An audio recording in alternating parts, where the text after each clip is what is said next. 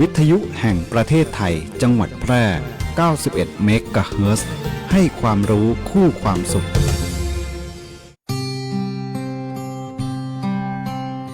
สถิตในดวงใจตราบนิจนิรันดร์น้อมศิรกรานต์กราบแทบพระยุคลบาทน้อมสำนึกในพระมหากรุณาธิคุณเป็นล้นพ้นอันหาที่สุดมิได้ข้าพระพุทธเจ้านายนพรัตน์วัชรขจรกุลนายแพทย์สาธารณสุขจังหวัดแพร่และผู้บริหารข้าราชการ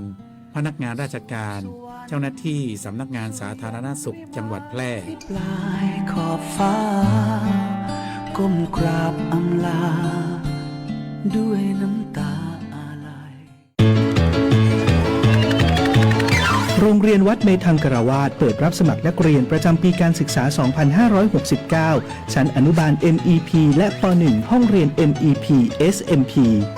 อนุบาลปีที่ 2 รับ 1 ห้องเรียนจำนวน 30 คน และอนุบาลปีที่ 3 ห้อง MEP ชั้นประถมศึกษาปีที่ 1 ห้องเรียนพิเศษ MEP และ SMP ห้องเรียนละ 30 คน รับสมัครวันที่ 1-5 กุมภาพันธ์ 2569 ระดับชั้นอนุบาลห้องเรียนปกติรับสมัคร 8-12 กุมภาพันธ์ 2569 ชั้นประถมศึกษาปีที่ 1 ห้องเรียนปกติรับสมัคร 15-19 กุมภาพันธ์ 2569 สมัครด้วยตนเองได้ที่ห้องบริหารทั่วไปโรงเรียนวัดเมธังกรวาสทุกวันไม่เว้นวันหยุดราชการตั้งแต่เวลา 8:30 น. ถึง 16:30 น. โทรสอบถามได้ที่หมายเลขโทรศัพท์ 054-511-101 และ 064-461-5356 หรือเข้าไปดูที่เว็บไซต์ www.methang.ac.th หรือ Facebook งานประชาสัมพันธ์โรงเรียนวัดเมธังกรวาส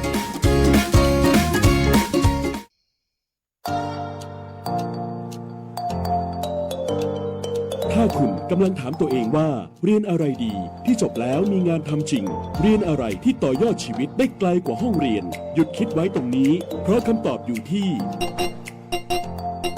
วิทยาลัยอาชีวศึกษาแพร่ที่นี่เราไม่ได้สอนแค่ให้รู้แต่สอนให้ทำเป็นทำจริงและทำได้ในโลกอาชีพเปิดรับสมัครนักศึกษาใหม่ปีการศึกษา 2569 สำหรับผู้จบม.3 ม.6 และปวช.3 ครบทุกสายที่ตลาดต้องการทั้งการบัญชีการตลาดการจัดการสำนักงานดิจิทัลการจัดการโลจิสติกส์และซัพพลายเส้นคหกรรมศาสตร์อาหารและโภชนาการแฟชั่นสิ่งทอดิจิทัลกราฟิกวิจิตรศิลป์การโรงแรมการท่องเที่ยวเทคโนโลยีธุรกิจดิจิทัลและเทคโนโลยีสารสนเทศเรียนได้ตั้งแต่ปวชปวสจนถึงระดับปริญญาตรีระบบปกติและทวิภาคีเรียนไปทำงานไปมีรายได้ระหว่างเรียนที่สำคัญเรามีสถานประกอบการชั้นนำรองรับการฝึกจริงและมีทุนการศึกษาอีกมากมายรอคุณอยู่อยากมีอาชีพอยากมีอนาคตที่จับต้องได้เริ่มต้นวันนี้ที่วิทยาลัยอาชีวศึกษาแพร่เตรียมชีวิตจริงให้พร้อมสู่โลกอาชีพเรียนจริงทำได้จริงมีงานรองรับเพราะความสำเร็จที่ยิ่งใหญ่เกิดขึ้นได้ที่วิทยาลัยอาชีวศึกษาแพร่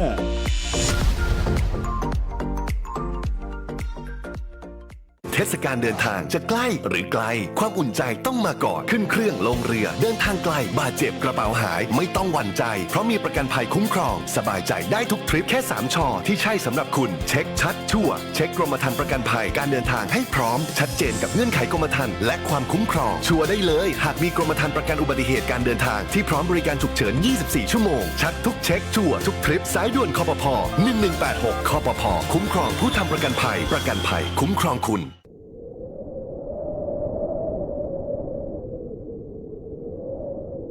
องค์การบริหารส่วนจังหวัดแพร่เตือนประชาชนระวังการประกอบกิจกรรมเกี่ยวกับไฟโดยการไม่เผาขยะไม่ทิ้งก้นบุหรี่ดับธูปเทียนทุกครั้งหลังใช้งานเพื่อป้องกันการเกิดเพลิงไหม้หากเกิดสถานการณ์ฝุ่นละอองหมอกควันให้สวมหน้ากากอนามัยทุกครั้งเมื่ออยู่ในที่โล่งแจ้งส่วนที่ปลูกพืชให้ใช้วิธีฝังกลบแทนการเผาขับรถด้วยความระมัดระวังไม่ขับเร็วเปิดไฟหน้ารถเพื่อช่วยในการมองเห็นเมื่อทัศนวิสัยไม่ดีดูแลกลุ่มเสี่ยงเจ็บป่วยง่ายโดยเฉพาะ าะเด็กเล็กผู้สูงอายุและผู้ที่มีโรคประจำตัวไม่ดื่มสุราแก้หนาวเพราะร่างกายจะสูญเสียความร้อนทำให้อุณหภูมิในร่างกายลดลงและเสียชีวิตได้ควรสวมใส่เสื้อผ้าหนาๆและหมั่นออกกำลังกายอยู่เสมอจะช่วยให้การดำเนินชีวิตในช่วงฤดูหนาวนี้เป็นไปด้วยความปลอดภัยด้วยความปรารถนาดีจากองค์การบริหารส่วนจังหวัดแพร่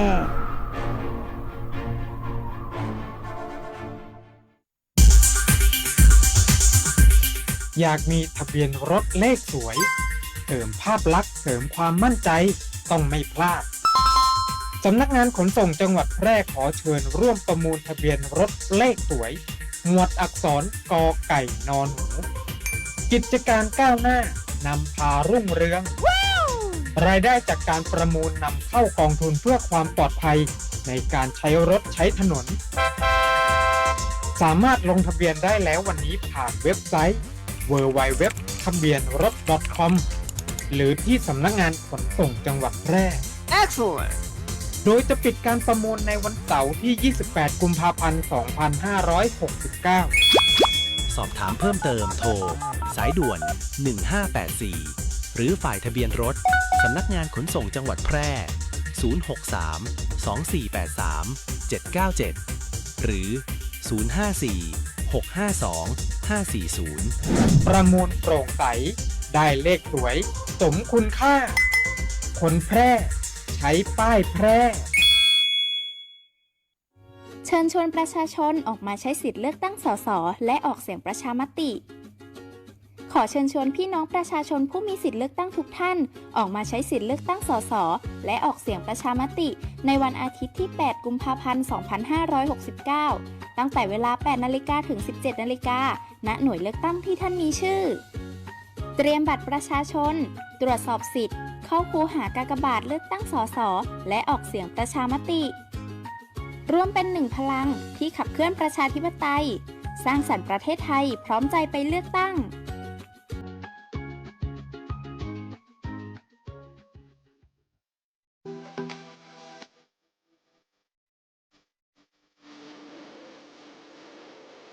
ครับบ่ดื่มบ่ครับปลอดภัยตลอดการเดินทางด้วยความห่วงใยจากสวทแปร FM 91 เมกะเฮิรตซ์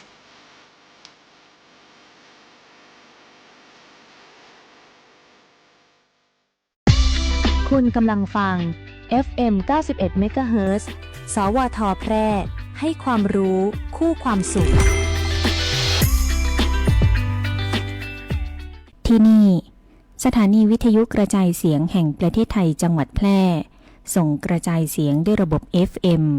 สเตอริโอมัลติเพล็กซ์ความถี่ 91 เมกะเฮิรตซ์ จากนี้ไปติดตามรับฟังรายการแพร่สารฝันพลังใจโดยเครือข่ายดีเจคนพิการ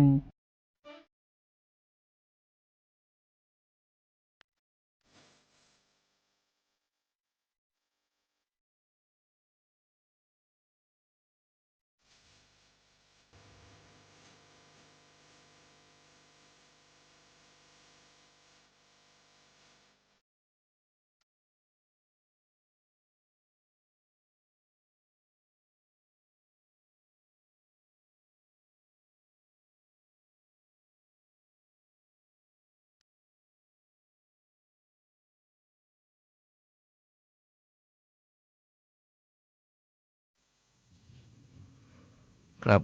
สวัสดีครับสวัสดีครับเหมือนเดิมเนาะเราก็มาพบปะกันในรายการของแพร่สารฝันพลังใจนะให้ความรู้คู่ความสุขที่สวทแปรก็โดยเครือข่ายดีเจคนพิการทุกวันเสาร์และวันอาทิตย์สำหรับวันเสาร์ก็คงจะเหมือนเดิมนะครับกับบทพลสองหนุ่มนะครับสำหรับวันนี้ก็ตรงกับวันเสาร์ที่24 มกราคม 2569 ขึ้น6 ค่ำเดือน3 ใต้เดือน 5 เหนือนะครับรายการนี้ท่านประธานอดุลเปิ้นก็คงจะเตรียมความพร้อมเนาะเกี่ยวกับนานาสาระต่างๆนานาที่เปิ้นได้หามาจะมาเล่าสู่กับท่านผู้ฟัง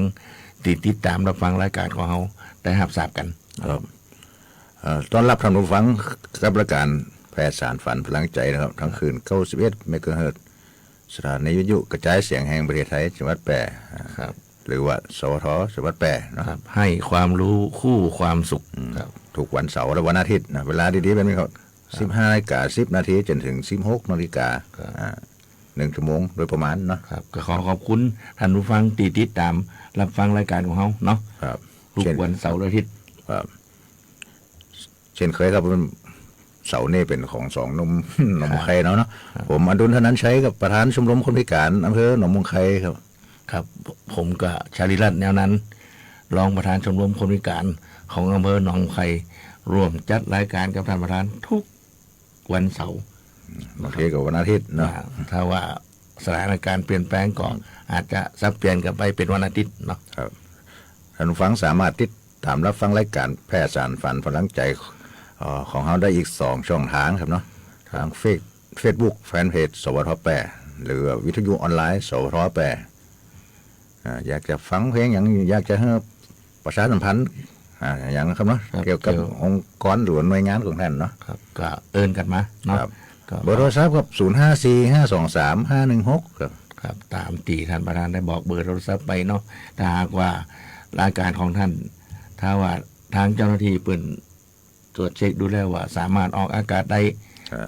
ก็จะนำออกอากาศให้ท่านผู้ฟังได้รับฟังกันครับครับวันนี้เดือน5ออกแล้วเนาะขึ้น5 ค่ำแล้วนี่อย่างละเปิ่นไหวก็เกี่ยง5ขึ้น6 ค่ำขึ้น6 ค่ำเนาะครับเดือน3ใต้เดือน5เหนือเดือน5เหนือครับอย่างก็เกี่ยง5 9ละวิจันตังเสถิตกับจันเนาะท่านประธานอดุลเป็นมหาเก่าก็ว่าไปตามกรรมภาษาบ้านเฮาเนาะครับ ครับเดี๋ยววันนี้มีข่าวนักน้อยครับเนาะเกี่ยวกับหลายอย่างครับเกี่ยวกับผู้สูงอายุแล้วกับผู้พิการเนาะครับรายการนี้ก็คงจะบ่หนีบ่พ้นเนาะก็มันเป็นรายการของคนพิการเนาะรายการผู้สูงอายุรายการกับผู้สูงอายุก็โดยดีทางสำนักงานพัฒนาสังคมและความมั่นคงของมนุษย์จังหวัดแพร่บางทีก็จำได้บ่จำได้นะมันหลายอย่างแกเนาะทางท่านประธานเพิ่นก็บอกไปแล้วเนาะครับมีข่าวของพม.ของพมจ.เนาะครับแล้วก็ของผู้สูงอายุด้วยแล้วก็ไอ้ส่วนนานาสาระก็ยังมีเกี่ยวกับงานวันคนพิการจังหวัดแพร่เนาะโดยเฉพาะรายการแพร่สารฝันพลังใจเนี่ยก็ขอขอบคุณทั้งเจ้าหน้าที่ของพม.จังหวัดเนาะที่เป็นสนับสนุนให้ทางหน่วยงานของคนพิการได้มาร่วมจัดรายการโดยเฉพาะก็ฝึกเป็นดีเจสำหรับคนพิการนะครับแล้วก็ขอบคุณทั้งสถานีด้วยนะสวทแปรนะครับที่ให้โอกาสคนพิการมาได้แสดงความสามารถอย่างนี้เนาะครับก็โดยเฉพาะของวันเสาร์ก็มี2 หนุ่มโดยท่านประธานอดุลแล้วก็ผมชลิรัตน์นั้นเนาะแล้วก็วันอาทิตย์ก็คงบ่แน่เนาะบางทีก็เป็น2 สาว3 สาวเนาะ3 สาว4 สาวครับก็แล้วแต่ทางหน่วยงานเพิ่นที่รับผิดชอบจะจัดโปรแกรมออกมาครับสำหรับวันนี้ก็ท่านประธานก็คงจะเดี๋ยวช่วงหน้าเป็นช่วงอู้ข่าวเราสู่กันฟังเนาะครับช่วงนี้ไปป้ากันใหม่เนาะครับฟังเพลงกันก่อนเนาะเดี๋ยวช่วงหน้านี่ก็ท่านประธานก็คงจะเตรียมข่าวไว้พร้อมละที่จะมามอบข่าวต่างๆนานาที่มีสาระให้ท่านผู้ฟังที่ติดตามรับฟังรายการของเราได้รับทราบกันครับช่วงนี้รับฟังเพลงกันก่อนเนาะครับเจริญรับฟังครับขาดวิตามินให้กินผักแต่ถ้าขาดความรักให้กินปลาบรรเลง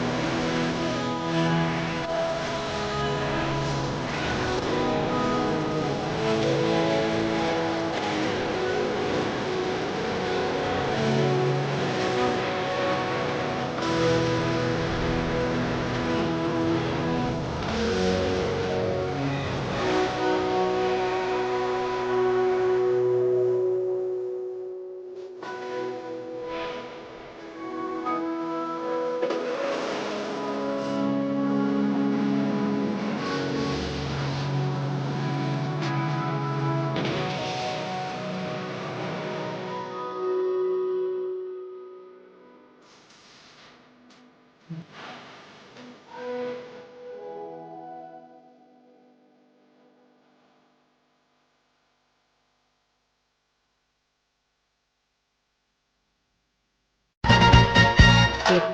นาคารอาคารสงเคราะห์มีโครงการสินเชื่อ Happy Home อัตราดอกเบี้ย5 ปีแรก 3% ต่อปีระยะผ่อนชำระสูงสุดนาน 40 ปีสำหรับคนที่จะซื้อบ้านห้องชุดคอนโดมิเนียมปลูกสร้างและซื้ออุปกรณ์หรือสิ่งอำนวยความสะดวกที่เกี่ยวกับบ้านที่อยู่อาศัยไม่เกิน 3 ล้านบาทสนใจรับรหัสเข้าร่วมโครงการตั้งแต่วันนี้แบบง่ายๆเข้าไปที่แอปพลิเคชัน GSB ออนเจงพร้อมสมัคร LINE GSB บัตรดีแล้วคลิกที่เมนูบริการพิเศษรับรหัสพวกเรานำไปประกอบการยื่นขอสินเชื่อได้ทันทีและทำนิติกรรมภายใน 30 ธันวาคม 2567 หรือโทรสอบถาม 054-621-490-5 ธนาคารอาคารสงเคราะห์ทำให้คนไทยมีบ้านสักบ้านคอยเราให้เข้าไปอยู่ดูแลผู้ข่าวสารหน้าหู้อู้ม่วนจวนฟังในช่วงอู้ข่าวเล่าสู่กันฟังครับก็ท่านผู้ฟังก็ได้รับความสุขจากเสียงเพลงที่ทางสวทเปิ่นจัดให้เนาะช่วงนี้เขาก็มาฟังท่านประธานเปิ่นจะหาข่าวมาเล่าสู่กันฟังเนาะหัวประธานเปิ่น เตรียมข่าวอย่างที่จะมาเล่าสู่กับท่านผู้ฟังได้รับฟังกันครับครับช่วงอู้ข่าวเล่าสู่กันฟังเนาะครับข่าวของพมเนาะพมจแปเนาะพมจแปลงพื้นที่ตรวจสอบข้อเท็จจริงและก็ชี้แจงหลักเกณฑ์ในการขอรับเงินสงเคราะห์ในการจัดการศพผู้สูงอายุตามประเพณีกรณีบ่มีบัตรสวัสดิการแห่งรัฐอันนี้ไปลงอำเภอหลองครับเนาะเมื่อวันที่21 มกราคม 2569นางอรนุชชัยชาญพัฒนาสังคมและความมั่นคงของมนุษย์จังหวัดแปรก็มอบหมายให้นางสาวมันชุพรอินแก้วนักสังคมสงเคราะห์ปฏิบัติการและนายณัฐพลขัดเชิงนิติกรลงพื้นที่ตรวจสอบข้อเท็จจริงและชี้แจงหลักเกณฑ์ในการขอรับเงินสงเคราะห์ในการจัดการศพผู้สูงอายุตามประเพณีกรณีผู้เสียชีวิตผู้มีบัตรสวัสดิการแห่งรัฐให้แก่ผู้ยืนแบบคำขอรับเงินสงเคราะห์และรับรองผู้รับผิดชอบในการจัดการศพผู้สูงอายุตามประเพณีจำนวน2 รายโดยผู้ยืนแบบคำขอรวมถึงผู้รับรองได้ทราบถึงหลักเกณฑ์ดังกล่าวแล้วโดยมีผู้แทนองค์กรปกครองส่วนท้องถิ่นรวมลงพื้นที่ในเขตอำเภอหลองจังหวัดแปรครับเนาะเดี๋ยวนี้ผู้สูงอายุที่เสียชีวิตเนาะครับพอหมอปุ่นช่วยกล้าของห้องช่วยกล้าทำศพเนาะหลายละ 3,000 บาทครับดีใจด้วยผู้สูงอายุเนาะแล้วก็ขอบคุณทั้งหน่วยงานทางพม.เบิ่นเนาะที่สนับสนุนเงินมาช่วยเหลือผู้สูงอายุในกรณีที่เสียชีวิตครับนี่หมายถึงทั่วว่าทั่วประเทศเลยทั่วประเทศโอเคเนาะก็ขอบคุณทางพม.จังหวัดแปดเนี่ยเป็นช่วยกล้าจัดการศพผู้สูงอายุเนาะเป็นช่วยเหลือรายละ 3,000 บาทก็ 3,000 สำหรับผู้สูงอายุบางครอบครัวก็มาโขละเนาะกลุ่มกับกาอย่างอื่นกับเขากับปลาหลายอย่างเนาะเมื่อก่อนมันบ่มีก็ยังว่าพอทุนกันไปเนาะครับโดยเฉพาะดังพม.จังหวัดนี่เปิ่นคงจะหันความสำคัญของเดี๋ยวนี้ตั้งแต่อยู่ในท้องจนถึงเสียชีวิตเนาะเปิดรับผิดชอบแล้วนี่เนาะเป็นแต่เล็กนางละอ่อนนางตีมีคุณสมบัติที่ถูกต้องตามระเบียบของพม.จังหวัดเพิ่นก็จะมีความช่วยเหลือครับอีกข่าวนะครับมาของพม.จ.แปรเหมือนกันเนาะเพิ่นจัดประชุมเชิงปฏิบัติการจ้างงานคนพิการตามโครงการส่งเสริมให้รัฐและเอกชนปฏิบัติตามกฎหมายการจ้างงานคนพิการในสถานประกอบการและก็หน่วยงานภาครัฐประจำปีงบประมาณ 2569 เมื่อวันที่ 19 มกราคม 2569 นางอรนุชชัยชาญพัฒนาสังคมและความมั่นคงของมนุษย์จังหวัดแปรมอบหมายให้นางสาวชุติมนต์แรกเข้าผู้อำนวยการศูนย์บริการคนพิการจังหวัดแปรเป็นประธานเปิดการประชุม ปฏิบัติการจ้างงานคนพิการตามโครงการส่งเสริมให้รัฐและก็เอกชนปฏิบัติตามกฎหมาย การจ้างงานคนพิการในสถานประกอบการ และหน่วยงานในภาครัฐประจำปี 2569 กิจกรรมที่หนึ่งก็โดยมีกลุ่มเป้าหมายนายจ้างและลูกจ้างคนพิการ และเจ้าหน้าที่ของรัฐเข้าร่วมจำนวน70 คน อันนี้ที่เปิดว่าทำแผนเนี่ยเนาะทำแผนตัวแล้วกันทุกปีวันนี้ทำแผน อันนี้จัดที่โรงแรมแพรนาคาราแต่ว่านั้นน้องใครว่าได้ไปหรือครับเนาะจำไว้แล้วเนาะ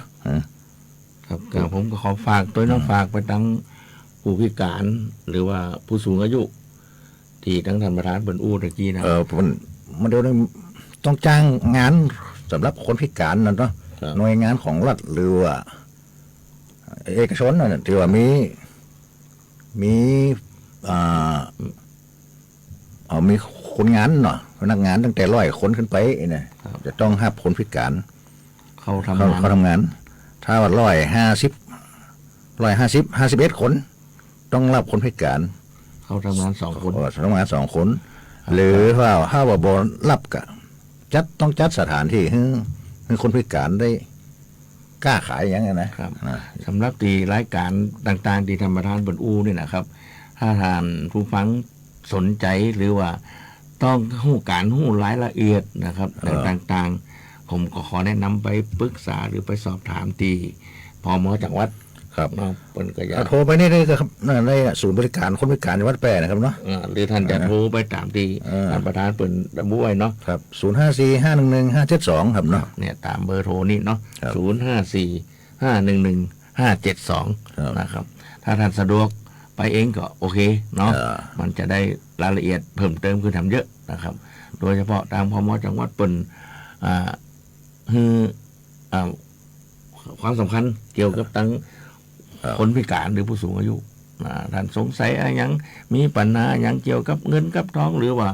ที่อยู่อาศัยหรือต่างๆนานาที่สามารถไปปรึกษาเปิ้นได้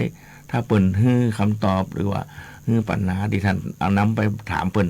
เปิ้นก็ช่วยแก้ไขเขาเนาะครับนี่เป็นข่าวของพม.จ.แปรเนาะก็ขอบคุณแทนผู้พิการและผู้สูงอายุโดยเนาะดีทางพม.จ.จังหวัดแปรความสนใจที่จะรับทราบปัญหาต่างๆนาของผู้พิการและผู้สูงอายุก็เดี๋ยวช่วงต่อไปง่ายฟังมวล เดี๋ยวผมจะอู้เรื่องเนี่ยของกรมกิจการผู้สูงอายุเนาะประธานเปิ้นก็เตรียมข้อมูลมาเนาะในช่วงนี้เขาก็ไปฟังเพลงกันก่อนเนาะเดี๋ยวก็มารับฟังข่าวเกี่ยวกับตีทางท่านประธานเปิ้นได้หาข้อมูลมาที่จะมาเล่าสู่กับท่านผู้ฟังได้รับฟังกันว่ามันเป็นจะได้มาจะได้ข่าวต่างๆนั้นเนาะเจอรับฟังเพลงกันก่อนครับเจอรับฟังครับ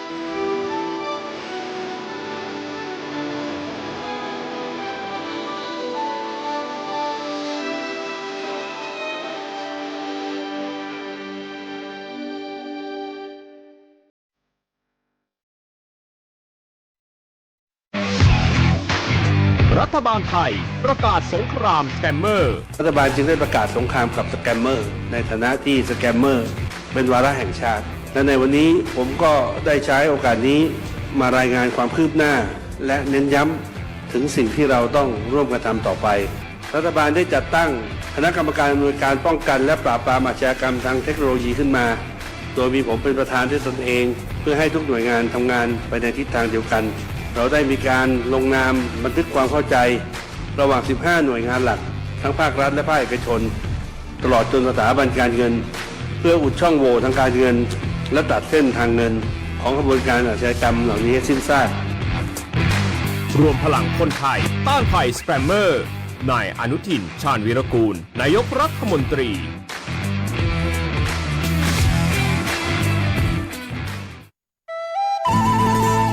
อู้กันสบายๆได้ประเด็นในช่วงอู้ง่ายฝังมวล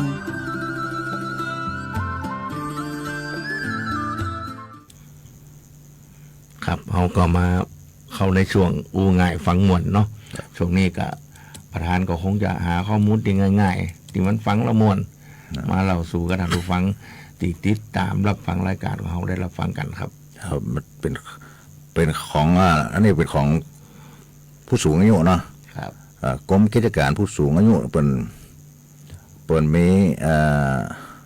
เป็นว่าก้มกราบกอดหิวใจผู้สูงวัยใกล้คุณเพราะความรักและความกตัญญูแสดงออกได้ทุกวันก้มก็คือน้อมนอบถ่อมตน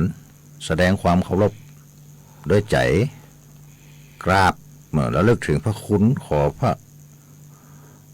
ะเพื่อความเป็นสิริมงคลกอดก็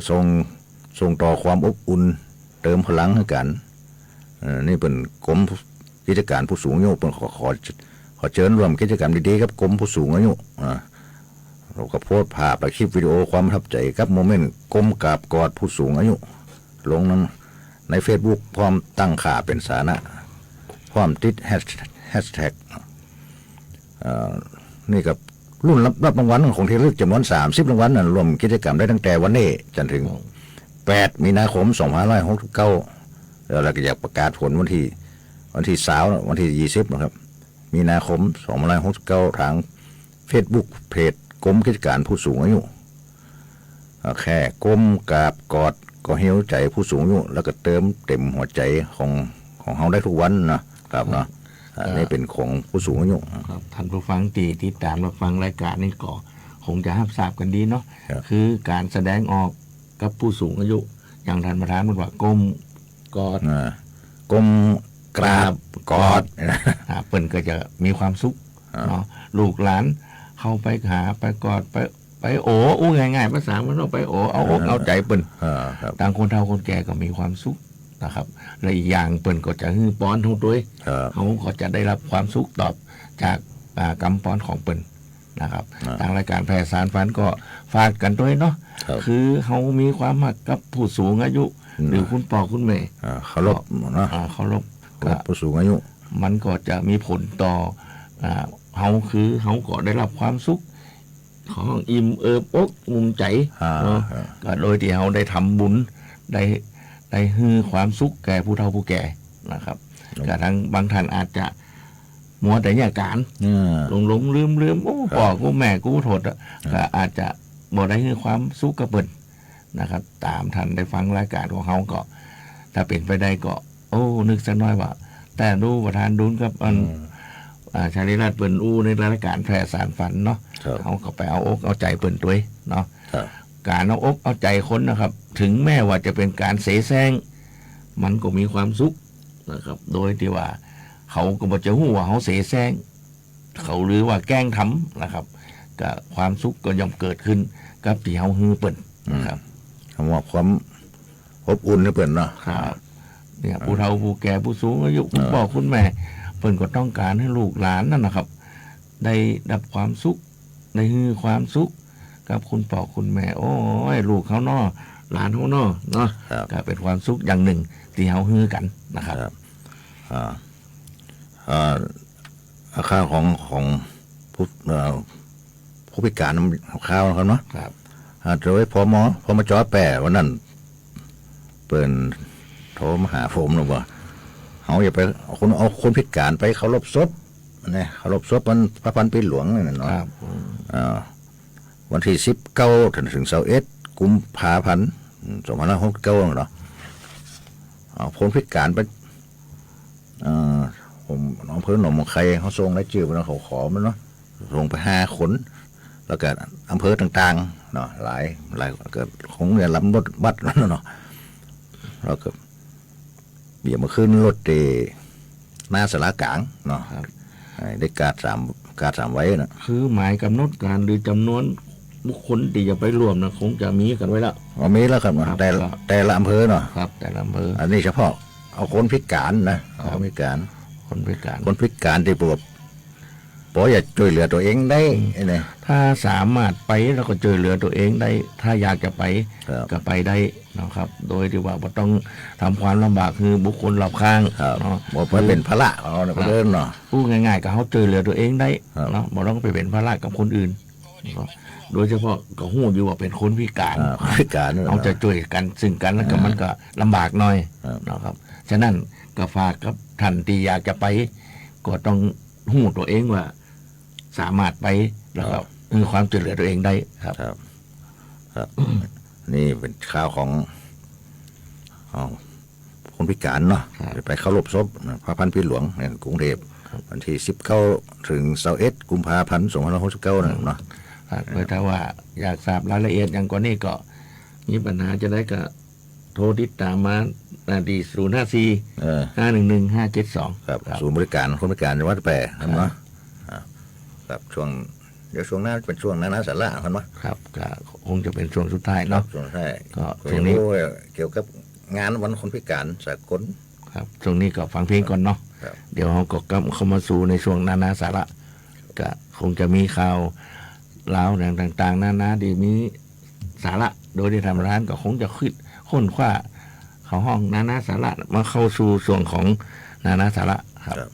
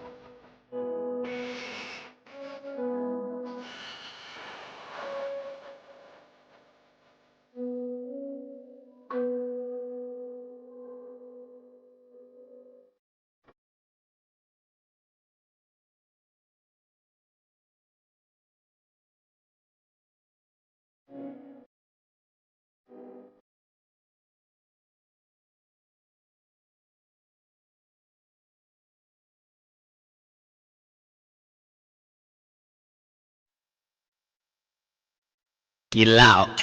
เมาหลับกินเหล้าเมาเถอะหลับกินเหล้าเมาหลับ ดีแล้วครับที่เมาแล้วหลับไม่ขับรถออกไปข้างนอกเมาแล้วหลับอยู่กับบ้านดีกว่านะครับด้วยความปรารถนาดีจากศูนย์ปฏิบัติการป้องกันและลดอุบัติเหตุทางถนนจังหวัดแพร่ แบ่งกันปั่นความหู้ในช่วงนานาสาระครับก็เข้ามาสู่ในช่วงสุดท้ายเนาะช่วงนี้ก็เป็นช่วงนานาสาระก็ท่านประธานก็เหมือนเดิมเนาะท่านประธานก็เตรียมข้อมูลเกี่ยวกับนานาสาระไว้ให้กับท่านผู้ฟังได้รับฟังกันครับครับตัวช่วงนานาสาระวันนี้เรื่องของวันคนพิการสากลจังหวัดแพร่เนาะประจำปี2569ปีนี้เป็นจัดวันตรงกับวันพฤหัสบดีที่29 มกรานะครับ69เนี่ยที่โรงแรมแพร่นาคาราครับเนาะอันนี้กันแต่ละอำเภอเป็นกระทรวงรายชื่อไปแล้วเนาะอำเภอนั่นแต่ปีนี้แต่ละตำบลมันเอาสองคนครับเดี๋ยวก็ลองดีประชุมกันก่อนเนาะเป็นจะประชุมกันกำครับเนาะแต่ที่แน่ว่าหัวจัดวันที่